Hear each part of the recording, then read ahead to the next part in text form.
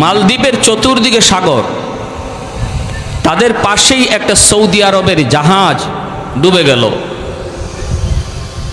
আর যত যাত্রী ছিল সব মারা গেল, কিন্তু একজন হাফেজে কোরআনকে আল্লাহ তার কুদরতে বাঁচিয়ে রাখছেন। একটা কাঠের উপরে ভাসতেছে হাফেজে কোরআন, অল্প বয়সের একজন হাফেজ। ভাইরা বন্ধুরা, মালদ্বীপের জেলেরা মাছ ধরার জন্য সাগরে নামলো। হঠাৎ করে নজর, কাঠের উপরে একটা বালক সাগরে ভাসতেছে, আল্লাহ তারে কুদরতে বাঁচিয়ে নিছেন। জেলেরা যায় তার কাছে যায় নৌকায় উঠাইল। ওই হাফেজ কোরআন, যেই বালক, তার সিনার মধ্যে আল্লাহর 30 পারা কোরআন। কোরআন বাহাদুরি করে সিনায় নেওয়া যায় না, আল্লাহর কালাম বাহাদুরি করে সিনায় নেওয়া যায় না। আল্লাহর কালাম ওই সিনার মধ্যেই ঢুকে, যেই সিনায় আল্লাহ পাক নিজে ঢুকায়া দেয়। এজন্য ওই হাফেজে কোরআনকে তারা নৌকায় উঠাইলো। কিন্তু ওই জেলেরা, তারা তো হাফেজে কোরআন কাকে বলে চেনে না, জানে না। কোরআনের হাফেজের মহত্ব বরত্ব জানে না, জানার কথাও না, কারণ তারা ইসলাম কি জিনিস তাও বুঝে না। নৌকায় করে মালদ্বীপ বাজারে উঠাইলো। তখনকার সময় মানুষ বেচাকেনা হইতো। এই ছোট্ট বালক, যার সিনার মধ্যে আল্লাহর 30 পারা কোরআন রয়েছে, রে আল্লাহর গোলাম, বাজারে উঠাইলো তারে বিক্রি করার জন্য। অনেক কাস্টমার আসে তারে কেনার জন্য, কিন্তু এমন পয়সা চায়, এমন টাকা চায়, কেউ সাহস করে না তারে কেনার। কিন্তু ওই এলাকার একজন হিন্দু মহিলা ছিল, বড় ধনী। ওই মহিলার সম্পদের কোনো অভাব নাই, কিন্তু একটা ছেলে সন্তানের বড় অভাব আছে, শুধু একটা মেয়ে সন্তান। ছেলে সন্তান তার নাই।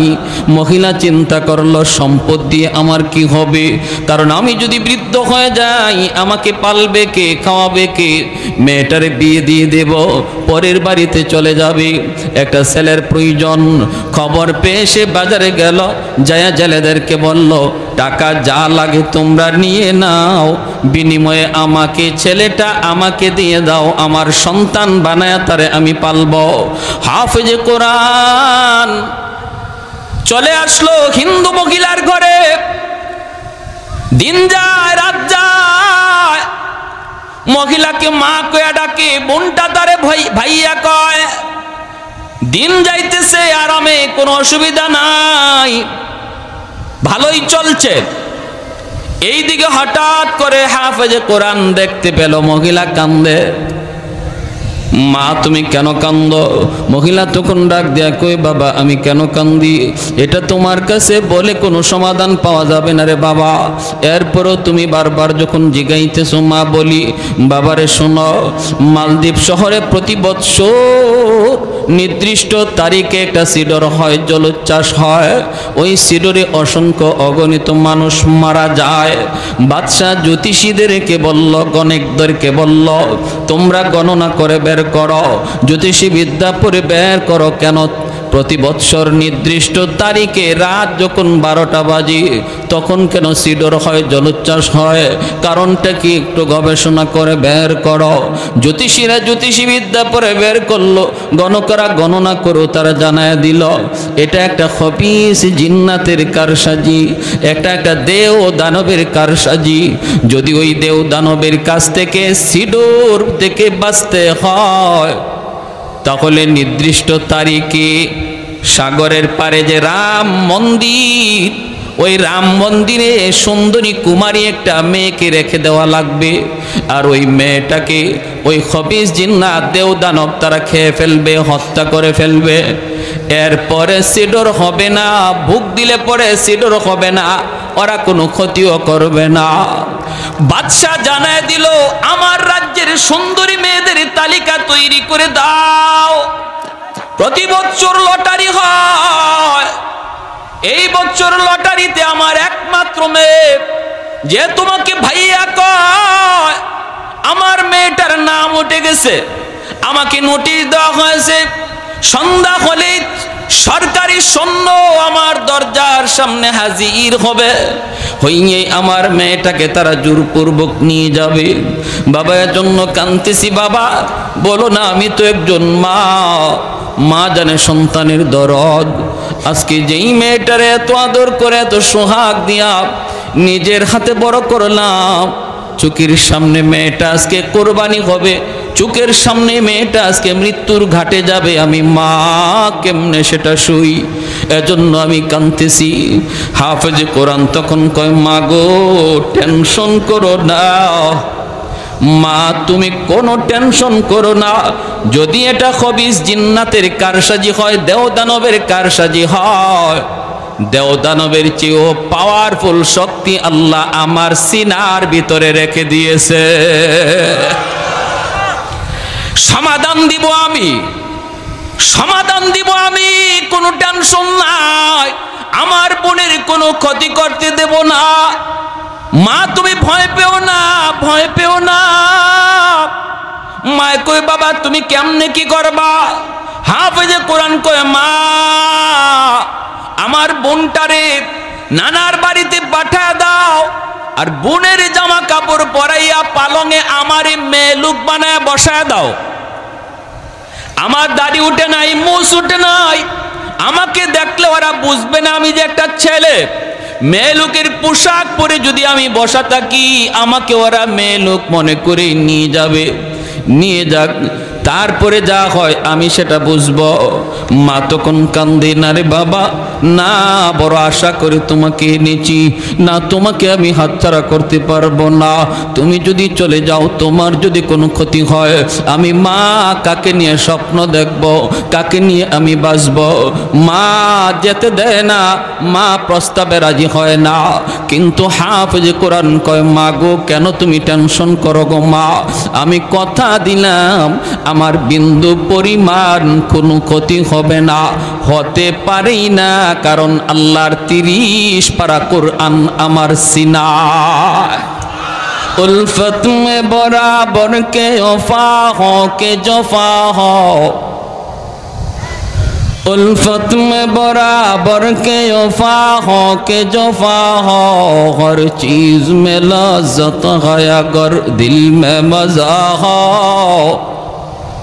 हर चीज में लज्जत है अगर दिल में मजा हो, एक चश्मे ज़दन गाफिल अज़ा शाख नबाशी, शायद के निगाह कुनदा गाह नबाशी, शायद की निगाह कुनदा गाह नबाशी, तो दिल में तो आता है समझ में नहीं आता, बस जान लिया मैं तेरी पहचान यही है, बस जान लिया मैं तेरी पहचान यही है।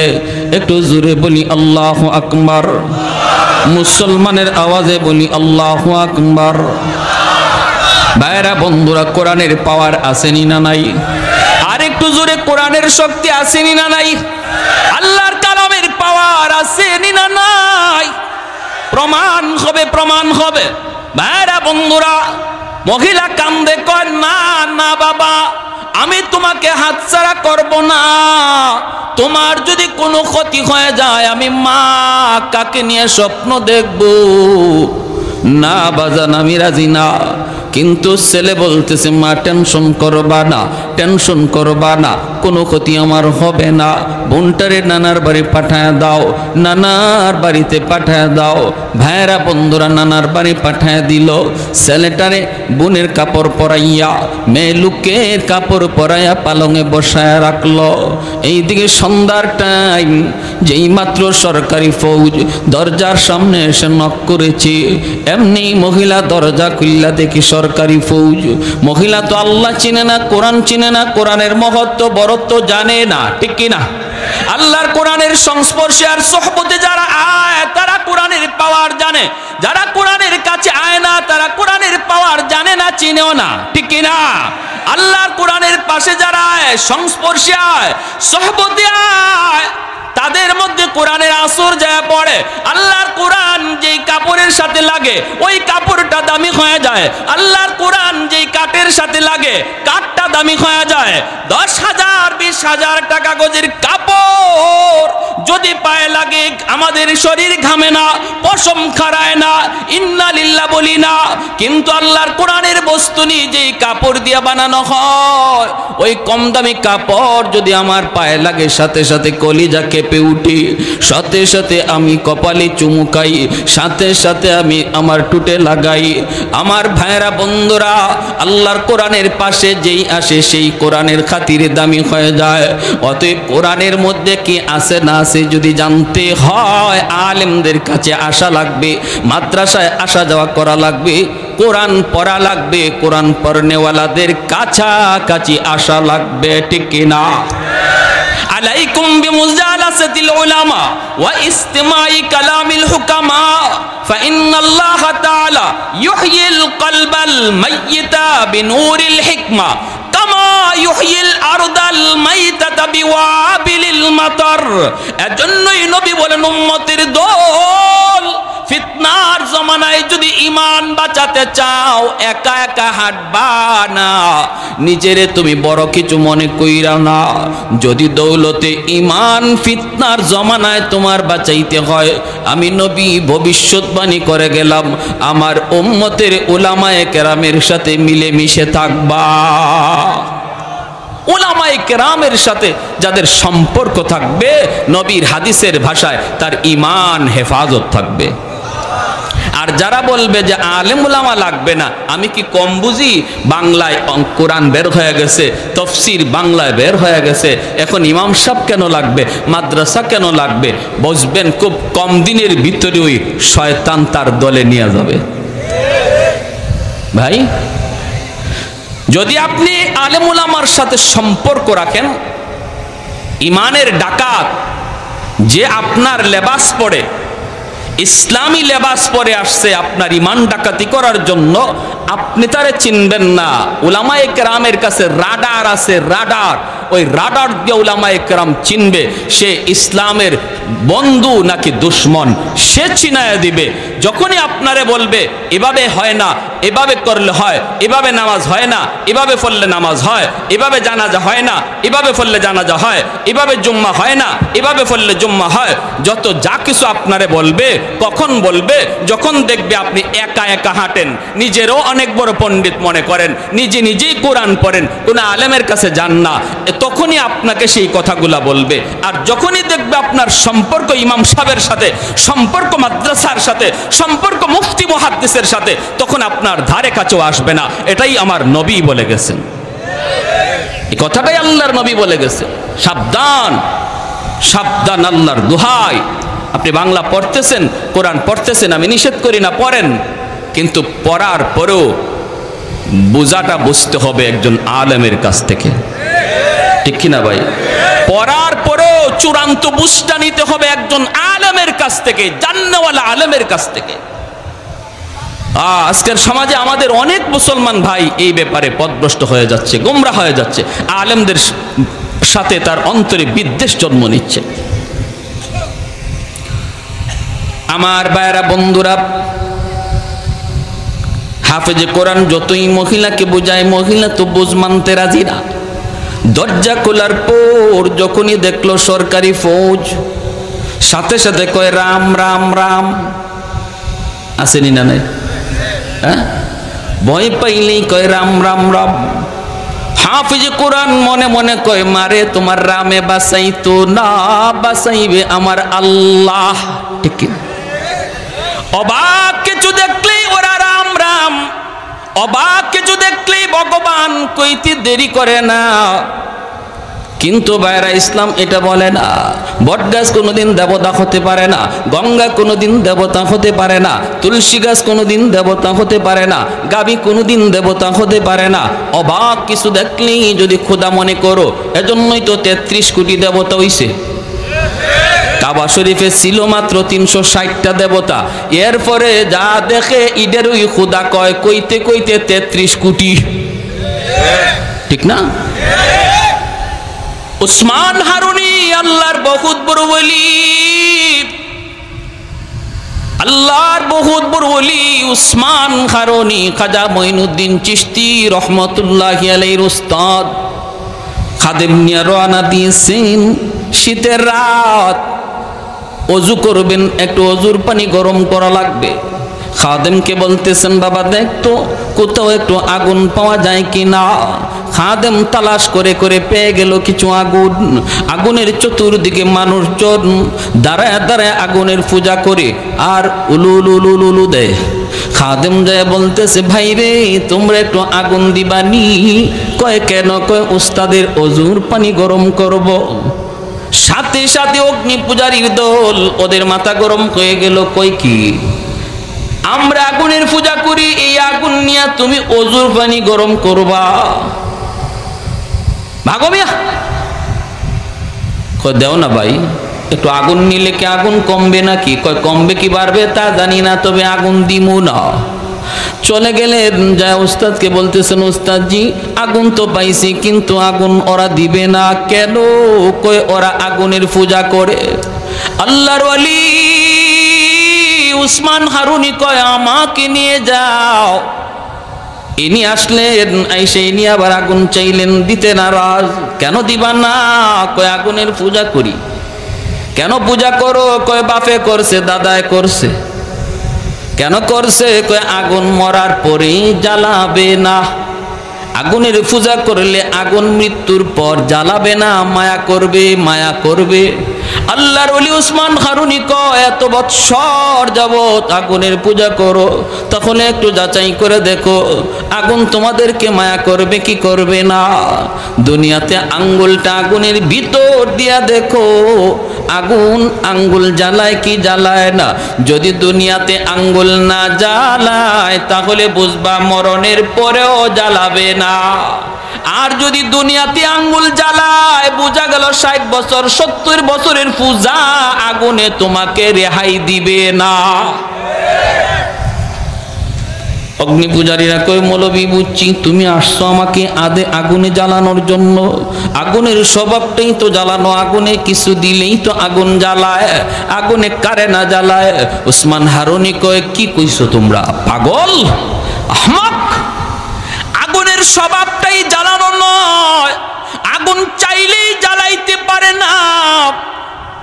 আগুনের মালিক যদি আদেশ দেয় তবে আগুনে জ্বালায়, আর যদি মালিক আদেশ না দেয় আগুন জ্বালানোর কোনো ক্ষমতা নাই। যদি আগুন নিজেই জ্বালাইতো তাহলে ইব্রাহিম খলিলুল্লাহকে কেন জ্বালাইল না? আওয়াজ দেয়া বলেন ঠিক কিনা?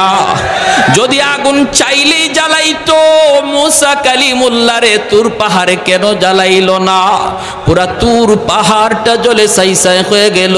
আল্লাহ বলতেছে রে আগুন সাবধান, আমার মুসার একটা পশম পর্যন্ত যেন না জ্বলে। সুবহানাল্লাহ, আর একটু জোরে সুবহানাল্লাহ।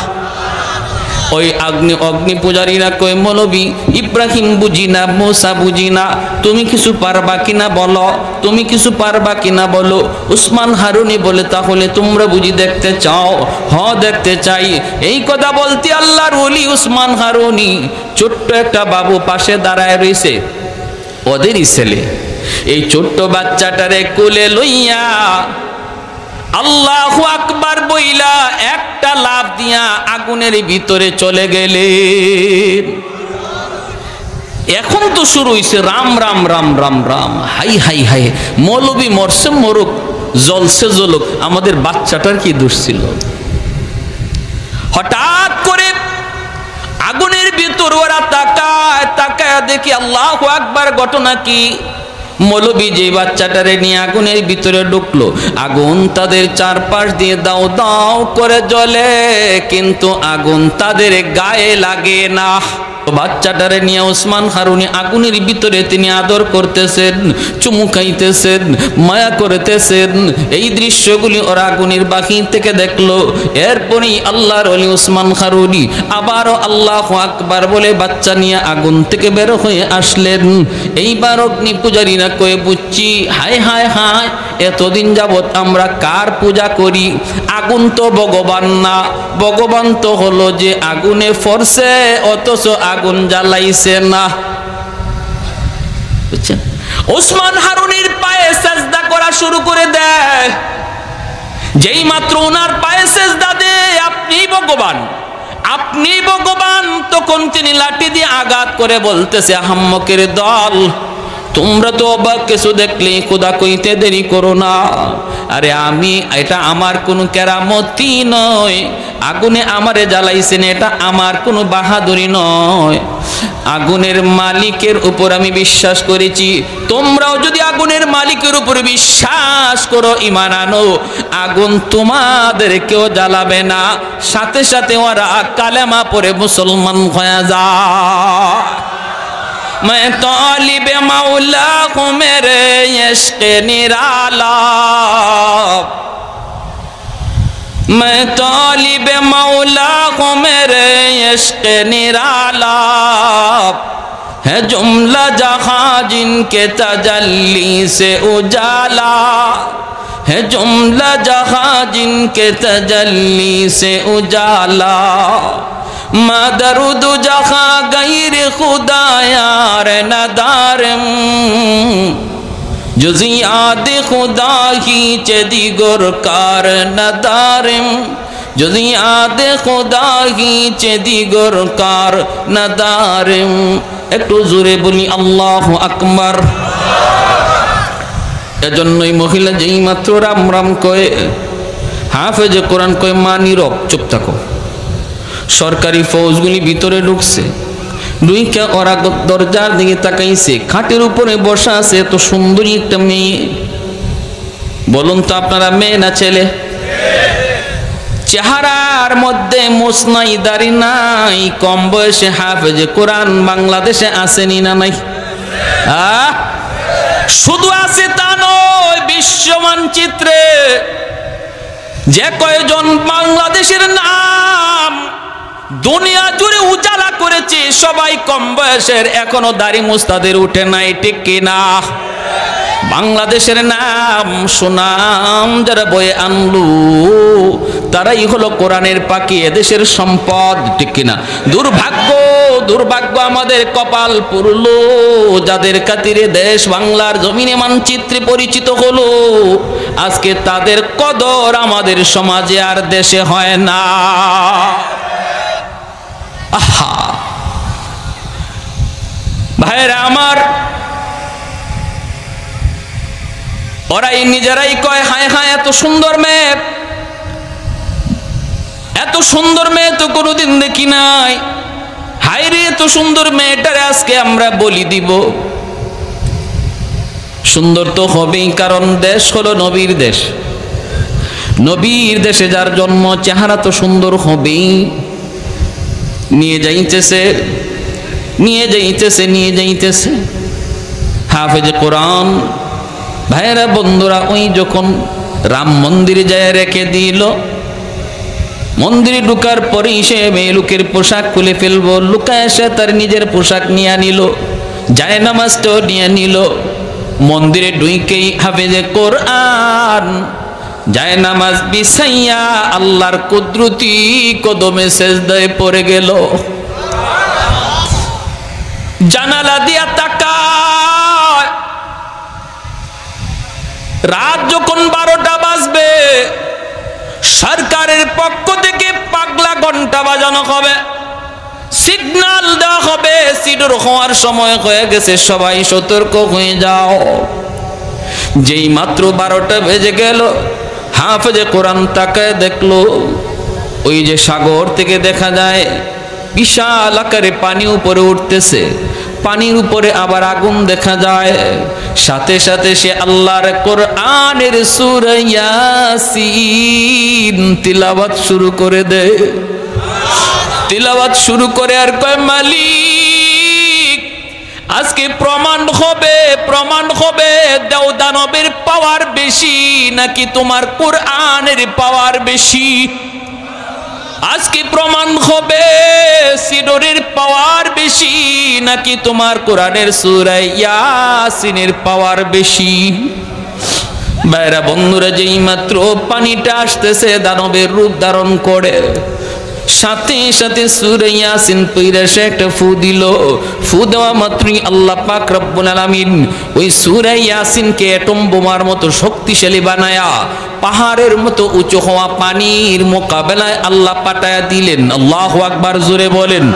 পানির মোকাবেলায় আল্লাহ পাক পাঠায় দিলেন। ভাইরা বন্ধুরা, আল্লাহর কালামের আসর আসেনি না নাই? আল্লাহর কালামের আয়াতের আসর আসেনি না নাই? বিবারিয়ার হুজুর রাহিমাহুল্লাহ, ফখরে বাঙ্গাল রাহিমাহুল্লাহ, ওনাকে একদিন এক নাস্তিক কয়, হুজুর হুজুর মানুষে আই আপনাদেরকে কয়, হুজুর একটু ফু দেন, ফু দেন, ফু দেন। এই যে ফু দেন, একটা বাতাস ছাড়লেন, এটা কি হইল? এভাবে মানুষদেরকে আপনারা ধোঁকা দিয়ে আর কতদিন চলবেন? ওইটা ওই বর্তমান নাস্তিকদের সাথে মিল আসেনি না নাই? হ্যাঁ, জান্নাত জাহান্নাম কোত্থেকে আসলো? জান্নাত জাহান্নাম তো হইব কিয়ামত হওয়ার পরে। হুজুরে যে মেরাজের ওয়াজ করতে গিয়ে জান্নাত জাহান্নামের কথা বললো, জান্নাত জাহান্নাম তো আল্লাহ বানাইছে ওই না, নাউজুবিল্লাহ। কোন কেমন পণ্ডিতের পণ্ডিত বুঝেন। আবার কয় হুজুর মেরাজে গেছেন, এই সময় আপনি এই কি পাইলেন কোত্থেকে? এই সময় তো কোরআনই নাজিল হয় নাই। কেমন পণ্ডিত, কোরআন কখন নাজিল হইছে এটাই জানে না, আর আসছে একজন মুফতি সাহেবের, একজন মুহাদ্দিস সাহেবের ভুল ধরার জন্য। এই নাস্তিকও কয়, হুজুর এই মানুষ একটু পানি ভরা চায়, আর আপনারা পানি ফু দেন অথবা গায়ে ফু দেন, এই যে একটা বাতাস দিলেন, এই ধোঁকাবাজি করে আর কতদিন চলবেন? নাউজুবিল্লাহ, জোরে কোন। হুজুর বলতেছে, আমি কোরআনে আয়াত পড়ে ফু দেই, এতে কিছু হয় কি হয় না এটা তোমার বুঝে আসে না। কয় না, এটা একটা বাতাস, তো ফু দিলেন বাতাস, এটা কি হবে? আল্লাহর ওলি ফখরে বাঙ্গাল রহমতুল্লাহ আলাইহি বলেন, তুমি বুঝবা কেমন করে? তুমি তো একটা জারজ সন্তান, তোমার তো বাপেরই ঠিক নেই। যে এই কথা বলছেন, হের চেহারা লাল হইয়া বডি ফুলে গেছে, হাত পা গুছাইতেছে, হুজুরে এখনই ধরবে। মৌলবী এত বড় কথা আমারে বলছো? পুরা বডি ফুলে গেছে গুসায়, চেহারা লাল হয়ে গেছে, মানুষজন জমা হয়ে গেছে। মানুষ রাখ রাখ রাখ, কি হয়েছে? কি হয়েছে কয় না। মৌলবী আমরা কইল কি? হুজুর কি কইছেন? হুজুর কয়, আমি তারে কইছি হে একটা জারজ সন্তান, একটা হারামজাদা, ওর বাপের ঠিক নাই। মানুষে কয়, হুজুর আপনি অত বড় একজন হুজুর, হুজুর এই গালিটা কেমনে দিলেন? হুজুর বলতেছে, হাইসা হাইসা হুজুরে কয়, আমি যে তারে গালি দিছি মূলত গালি না, আমি তারে জবাব দিছি, জবাব। সে যা জানতে চাইছে ওটা জানাইছি। কেমন? হে জানতে চাইছে যে আমরা যে কোরআনের আয়াত পড়ে ফু দেই, এই ফুতে কি হয়? ফু তো একটা বাতাস, এই বাতাসে তো কিছু হওয়ার কথা না, আমরা নাকি এরকম ফু ফা দিয়া ধোঁকাবাজি করি। এটা বুঝাইছে তারে। কেমনে বুঝাইছেন? বুঝো না তোমরাও? আমি যে ওরে হারামজাদা বলছি, এটা একটা বাতাস ছাড়ছি, বাতাস। কি ছাড়ছি? ভালো করে বুঝছেন। তারে কি মারছি? না। তারে কি ইটা মারছি? না। তারে কোনো ধরনের টাচই আমি করি নাই, শুধু একটা বাতাস ছাড়ছি। এই বাতাসটাও একটা নাপাক বাতাস, একটা গালি। এতে করে দেখেন তার চেহারা লাল হয়ে গেছে, তার বডি ফুলে গেছে। একটা নাপাক বাতাসে যদি এমন আসর থাকে, তার চেহারাটারে ফুলাইয়া দেয়, বডিটারে লাল করে দেয়। কোরআনের আয়াত পাক, কোরআনের আয়াত করে বাতাস দিলে যে আসর করে, এটা বুঝাইবার লাগে তারে গালিটা দিছি। বুঝে আসছে? আপনারা বুঝছেননি? নুরউদ্দিন ঘরপুরি রহমতুল্লাহ আলাইহি সিলেটের, আমাদের সিলেটের বহুত বড় একজন আল্লাহর ওলি ছিলেন। হুজুরের শনি মঙ্গলবারে ফু দিতেন, পানি ফোড়া দিতেন, পানি ফোড়া। তো মানুষজন এরকম পানি নিয়ে যাইতো। তো হুজুর অনেক ব্যস্ত থাকতেন, এজন্য মাঝে মাঝে করতেন কি, মাদ্রাসার সামনে একটা পুকুর ছিল, হুজুরে ওই পুকুরের মধ্যে ফু দিয়া চলে যেতেন, আর মানুষকে বলতেন তোমরা পুকুর থেকে পানি নিয়ে যাও। তো হুজুরে পুকুরে ফু দিয়ে চলে গেছেন, মানুষের পুকুর থেকে ওই বোতল ভরে ভরে পানি নিয়ে যাইতো, কাজ হয়ে যেত। এখন একদিন এক লোক আসছে হুজুরের খুব মহব্বতের, খুব মহব্বতের, এরকম একটা কাচের জগ, এই কাচের জগ নিয়ে আসছে। অসুবিধা হইতেছে আপনাদের? এরকম কাচের জগ ভরা পানি নিয়ে আসছে। আয়েশা বলতেছে, হযরত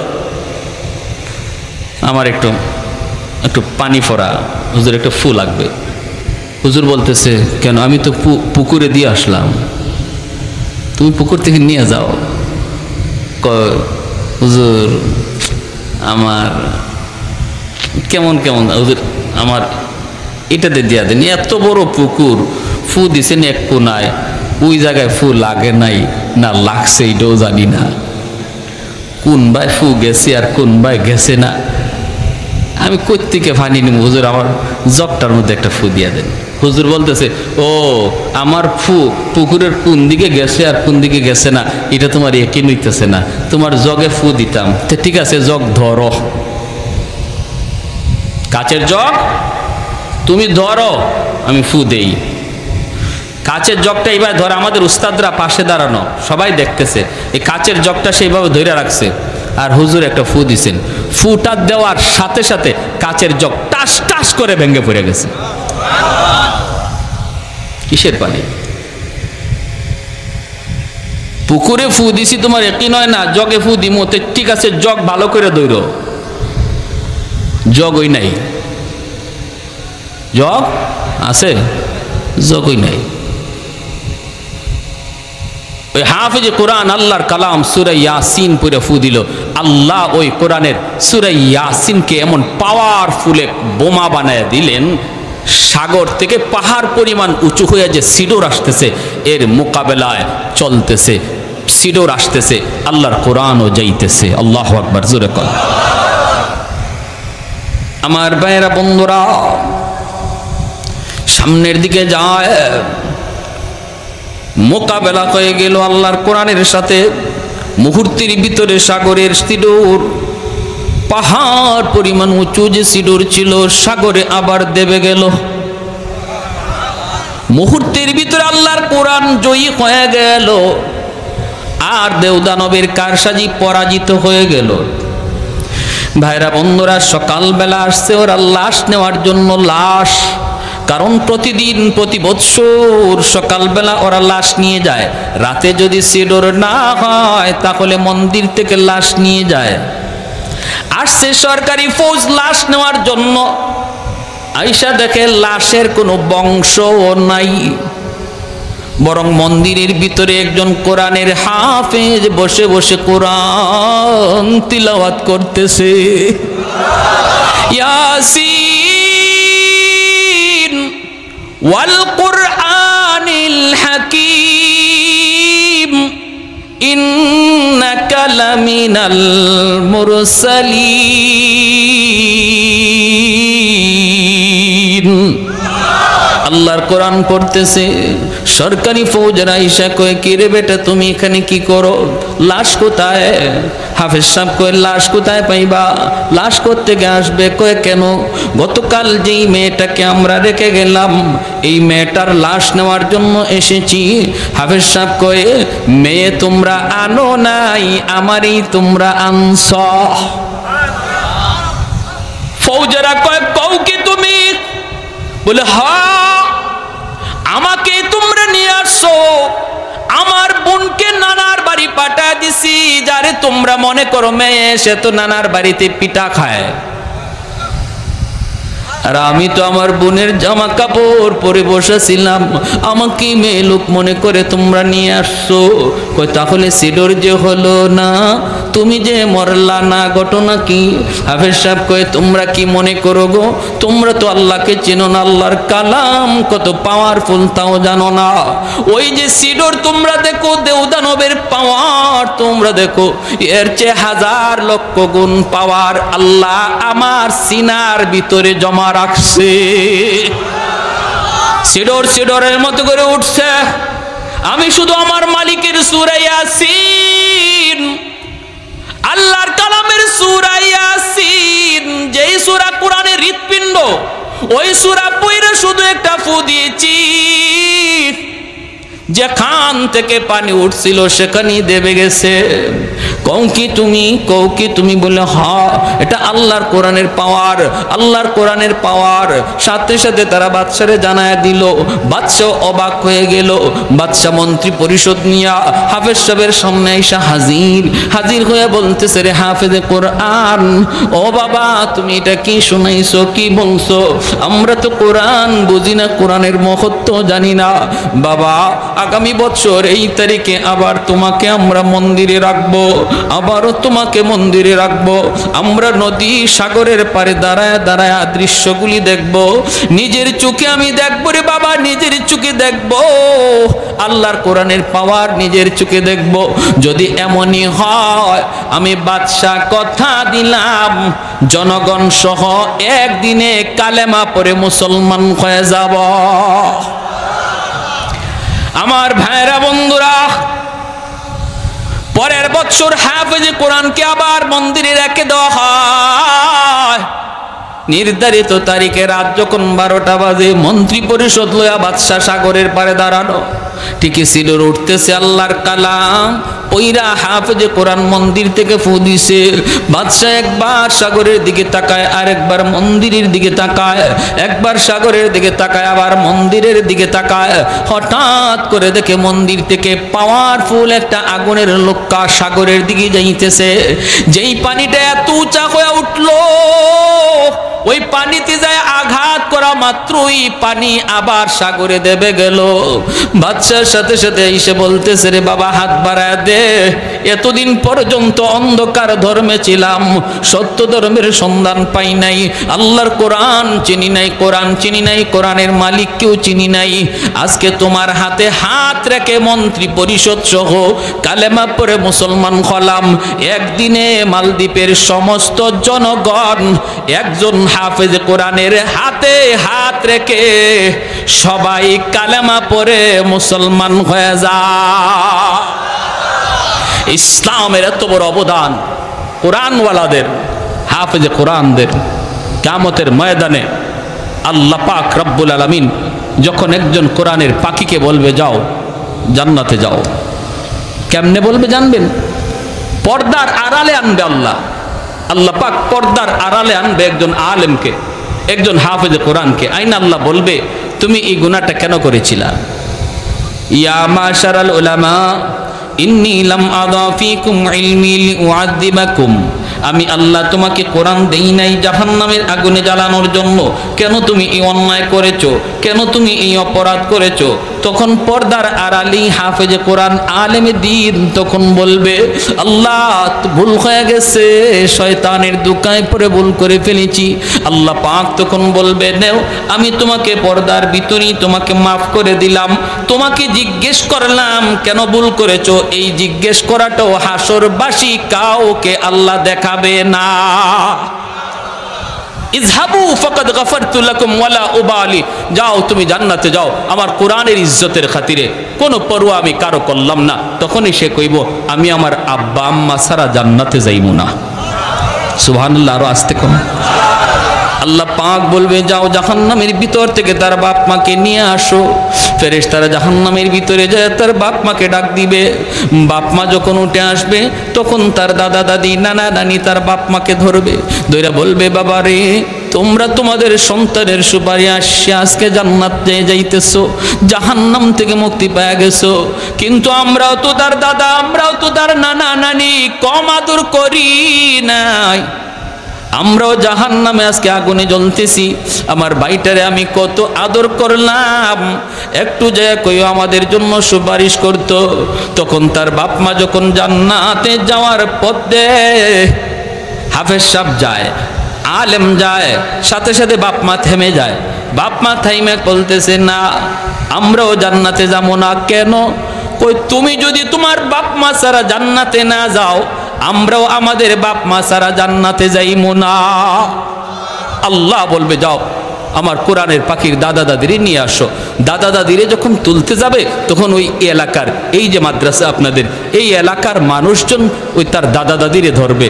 বাইরে তোমরা যে আজকে বের হইতেছ ভালো কথা, কিন্তু আমরা তো ওই এলাকার মানুষ, যেই এলাকার মাদ্রাসায় তোমাদের নাতিটা হাফেজ হয়েছে, আলেম হয়েছে, আমরা ওই এলাকার মানুষ, আমরা মাদ্রাসার দিকে নজর করছি, তার থাকার ব্যবস্থা করছি, তার খাওয়ার ব্যবস্থা করছি।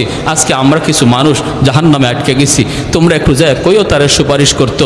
তখন এই দাদা দাদি আইসা যখন এই মানুষগুলার কথা শোনাবে, কোরআনের হাফেজ আলেমে দ্বীন বলবে, আল্লাহ ওই মানুষগুলার সাহায্য না পেলে আমি তোমার কোরআন সিনায় নিতে পারতাম না।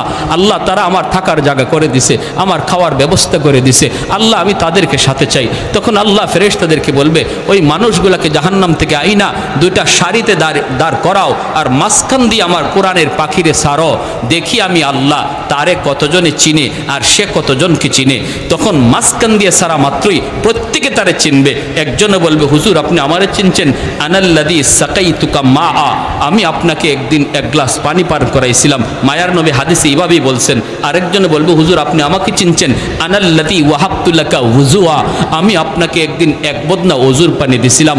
মুহাদ্দিসিনে কেরাম হাদিসের ব্যাখ্যায় লিখেন, নবী এই দুই কথা বলে শুধু দুইজনকে বুঝাইলেন না, এইভাবে অসংখ্য মানুষজন সহযোগিতার কথা ইয়াদ করাইয়া দিবে, আর তখন তার ইয়াদ হয়ে যাবে। আল্লাহ বলবেন, আমার কোরআনের পাখিরে যতজনে চিনতেছে আর সে যতজনকে চিনতেছে সব সহ জান্নাতে দিয়ে দাও। যেরকম সুবহানাল্লাহ। প্যারে হাজিরিন, তাহলে বলুন মাদ্রাসার সহযোগিতা করলে লাভ আসেনি না নাই? একজন ছেলেকে, সন্তানকে, নাতিকে কোরআনের হাফেজ আলেম বানাইলে লাভ আসেনি না নাই? হ্যাঁ, 10 জন মার্কামারা জাহান্নামীরে একজন হাফেজ সুপারিশ করে জান্নাতে নিয়ে যাবে। মা বাবা, দাদা দাদি, নানা নানি, শ্বশুর শাশুড়ি, আরেকজন হইল যেই বাড়ির সে খাইয়া হাফেজ সাহেব হইছে, অথবা যিনি তারে সারা বছর খাওয়াইয়া হাফেজে কোরআন বানাইছে, ওই বাড়ির লজিং মাস্টার নি। এই কথাটা আল্লামা কাশ্মীরি রহমতুল্লাহ আলাইহি তার কিতাবে হাদিসের ব্যাখ্যায় লিখছেন। অনেক মুহাদ্দিসিনে কেরাম লিখছেন যে মা বাবা, দাদা দাদি, নানা নানি, শ্বশুর শাশুড়ির সাথে ওই দুজন মানুষও যাবে যারা তারে হাফেজ বানাইছে খাওয়ায়া। প্যারে হাজিরিন, আল্লাহর জান্নাতে হাজারো কোটি মানুষও যদি আল্লাহ পাক জান্নাতে দিয়া দেয়, তবু আল্লাহর জান্নাতের কোনো কমতি হবে না। বরযাত্রী যেভাবে বরের সাথে ঢুকে, এইভাবে মানুষজন আলেমের সাথে জান্নাতে ঢুকবে। সুবহানাল্লাহ। এজন্য পিয়ারে হাজিরিন, লম্বা কোনো কথা না, আমরা অনেক কথা শুনছি শুরু থেকে নিয়ে। আপনাদের এই এলাকার মাদ্রাসা, এই মাদ্রাসা আপনাদের এলাকার জন্য রহমত, আপনাদের জন্য রহমত। মাদ্রাসার একজন ছাত্রকে খাওয়াবো বা মাদ্রাসার একজন উস্তাদকে খাওয়াবো, এটা মনে না করি যে আমি তারে খাওয়াইতেছি, বরং আল্লাহর কোরআন বলে তার উসিলায় আল্লাহ আপনারে খাওয়াইতেছে। মাদ্রাসার একজন ছাত্রের উসিলায় আল্লাহ আমারে খাওয়াইতেছে, আমি তারে খাওয়াইতেছি না। ওয়ানুনাজ্জিলু মিনাল কুরআন মা হুয়া শিফাউন ওয়া রাহমা ওয়া রাহমাতুল লিল মুমিনিন। কোরআন রহমত, মাদ্রাসা রহমত, হাফেজ কোরআন রহমত। যেই ঘরে একজন হাফেজ খায়, এই ঘরে রহমত নাজিল হয়। তার খাতিরে আল্লাহ সবাইরে খাওয়ায়। আর হাজিরিন, এজন্য ছোট ছোট বাচ্চাগুলিকে কদর করি। দেখতেছি আমরা ছোট্ট বাচ্চা, কিন্তু আল্লাহর নবী বলেছেন তার কদর কি পরিমাণ। আসমানের ফেরেশতারা দেখতেছে তার কদর কি পরিমাণ। আমি দেখতেছি ছোট বাচ্চা। এজন্য মাদ্রাসার ছোট বাচ্চাগুলিকে নাম ধরে না বলবো, মৌলভী সাহেব বলবো, মিয়া সাহেব বলবো, তারা একটা সুন্দর নাম ধরে ডাকবো। আর বাচ্চা মানুষ দোষ হবেই, ভুল হবেই, দুষ্টামি করবেই। কারণ শয়তান সবচেয়ে বেশি সময় দেয় একজন মাদ্রাসার ছাত্রের পিছনে। কারণ তার জীবনের সবচেয়ে বড় সফলতা, শয়তানের শয়তানি জীবনে সবচেয়ে বড় সফলতা যদি একজন মাদ্রাসার ছাত্ররে মাদ্রাসার লাইন থেকে আউট করতে পারে। কলেজের ছাত্রের পিছনে শয়তান এত সময় দিবে না, স্কুলের ছাত্রের পিছনে শয়তান এত সময় দিবে না যত সময় দিবে একজন মাদ্রাসার ছাত্রের পিছনে। এজন্য কিছু দুষ্টামি হবেই, কিছু দুষ্টামি করবেই। এগুলো আমরা মায়ার নজরে দেখব, ঠিক কিনা? যদি কোনো দৃষ্টিকটুর কোনো বিষয় আমরা দেখি যার দ্বারা মাদ্রাসার বদনাম হতে পারে, তখন সেটা চায়ের দোকানের সমালোচনা না করে আমরা মাদ্রাসায় এসে যেটা সমাধান হয় এভাবে আমরা বিষয়টা আলোচনা করব।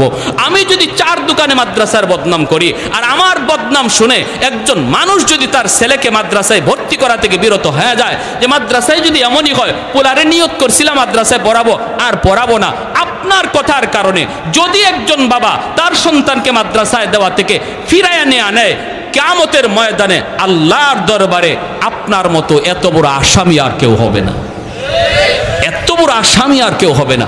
এজন্য মাদ্রাসার মহব্বত দিলের ভিতরে তারই আছে যে ছাত্রদেরকে মহব্বত করে, উস্তাদদেরকে ভালোবাসে, মাদ্রাসার প্রতিটা ইটকে ভালোবাসে। যদি কোনো দোষ দেখে সেটা সমাজের মানুষের কাছে সেটা সমালোচনা না করে, অফিসে এসে উস্তাদের কানে কানে সেটাকে শুধরানোর নিয়তে বলে দেয়, বোঝা গেল তার দিলের ভিতরে সত্যিকার অর্থেই মাদ্রাসার মহব্বত রয়েছে। আল্লাহ আমাদের সবাইকে এই বিষয়গুলো বুঝার এবং মানার তৌফিক আল্লাহ সবাইকে দান করুন। পরিশেষে এই মাদ্রাসাকে আল্লাহ কবুল করুন, মাদ্রাসার ছাত্র উস্তাদ সবাইকে আল্লাহ কবুল করুন, মাদ্রাসার কমিটি সহ যারা মাদ্রাসার সহযোগিতা এলাকাবাসী সবাইকে আল্লাহ মাদ্রাসার খাতিরে কবুল করুন। সবাই বলি আমিন। ওয়া আখির দাওয়ানা আনিল হামদুলিল্লাহি রাব্বিল আলামিন। আল্লাহুম্মা ওয়া তারহামনা লানাকুনান্না মিনাল খাসিরিন।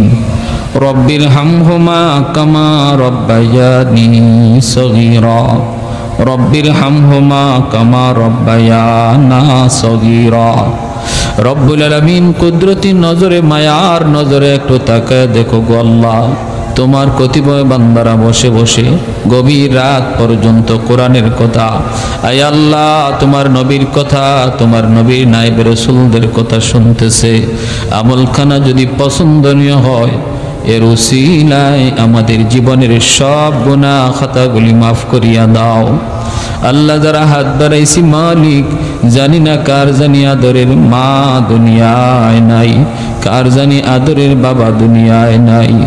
ও মালিক, যার মা নাই সে জানে মা কত বড় নিয়ামত। যাদের মা আছে ঘরে গিয়া আম্মা কইয়া ডাক দেয়, আমার মতো যার মা নাই, মাসকে মাস বছরকে বছর চলে যায়, মা কইয়া ডাক দিতে পারি না। আয় মাওলাই কারীম, এখনো সন্তান যখন বাড়িতে আসার খবর দেয়, দুঃখিনী মা সারা রাত দরজার পাশে দাঁড়ায়া দাঁড়ায়া সন্তানের অপেক্ষা করে, যতক্ষণ পর্যন্ত সন্তান ঘরে না আসে মা ঘুমায় না।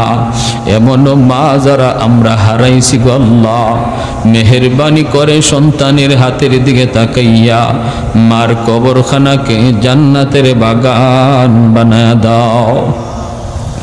আয় আল্লাহ, আদরের বাবা, যে বাবা বাড়ি বানায় দিয়া গেল, মাথার উপরে লাইট জ্বলে, ফ্যান ঘুরে, বাবা যেই করে শুয়ে আছে, আলো নাই বাতাস নাই। আল্লাহ মা বাবার কবরে জান্নাতি বিছানা বিছায়া দিও, মা বাবার কবরে জান্নাতি আলো বাতাসের ব্যবস্থা করে দিও। এই মাদ্রাসার ডাইনে বামে সামনে পিছনে যত মুর্দে গান কবর দেশে শায়িত, আল্লাহ প্রত্যেকের কবরকে মাদ্রাসার খাতিরে তুমি জান্নাতের টুকরা বানায় দিও। আয় মাওলাই কারীম, আদরের দাদা দাদি নানা নানি শ্বশুর শাশুড়ি বিবি বাচ্চা ভাই বোন, আল্লাহ প্রত্যেকের কবরকে জান্নাতের বাগান বানায় দিও। আয় আল্লাহ যারা জীবিত আছে হায়াতে বরকত দিয়া দিও, বিশেষ করে আমাদের বিবি বাচ্চার হায়াতে বরকত দিও। আল্লাহ সন্তানগুলিকে নেককার দিনদার নামাজি সন্তান বানাও। এই মাদ্রাসায় যে বাচ্চাগুলি মা বাবা দূর দূরান্ত থেকে এখানে কোরআনের মহব্বতে দিয়ে দিছে, অনেক মাদ্রাসায় বৈখা দেখি ছোট ছোট বাচ্চা, এই বাচ্চাগুলি এই বয়সে মার কোলে ঘুমাইতো, এই বাচ্চাগুলি বাবার কোলে ঘুমাইতো, মা তাদেরকে গোসল করায় দিত, খানা খাওয়ায় দিত, বিছানা বিছায় দিত। আজকে ওই বাচ্চাগুলি নিজের খানা নিজে উঠায়, নিজের বিছানা নিজে বিছায়, মালিক নিজের গোসল নিজে করে। মা ভালো খানা খাইতে পারে না, চোখের পানি জড়ায় জড়ায় মায় কান্দে। বাবা ভালো খানা খাইতে বসলে খাইতে পারে না, চোখের পানির ফুটা পড়ে। আমার বাচ্চাটা জানি মাদ্রাসায় কি খাইতেছে, কেমনে ঘুমাইতেছে। ও মালিক, যেই সকল বাপ মা দিনের জন্য এত বড় কুরবানি করছে গো আল্লাহ, তাদের সন্তানগুলিকে তুমি কোরআনের হাফেজ বানাও, তাদের সন্তানগুলিকে তুমি হাফেজে কোরআন বানাও, আলেমে দ্বীন বানাও। আয় আল্লাহ বাপ মার মনের আশা পূরণ করে দাও। আয় আল্লাহ এলাকার ঘরে ঘরে তুমি কোরআনের হাফেজ কবুল করে নাও। আয় আল্লাহ ঘরে ঘরে কোরআনের হাফেজ কবুল করে নাও। এলাকার প্রতিটা মানুষকে মাদ্রাসার মুআফিক বানায় দাও, মাদ্রাসার প্রতি মহব্বত রাখার তৌফিক দাও।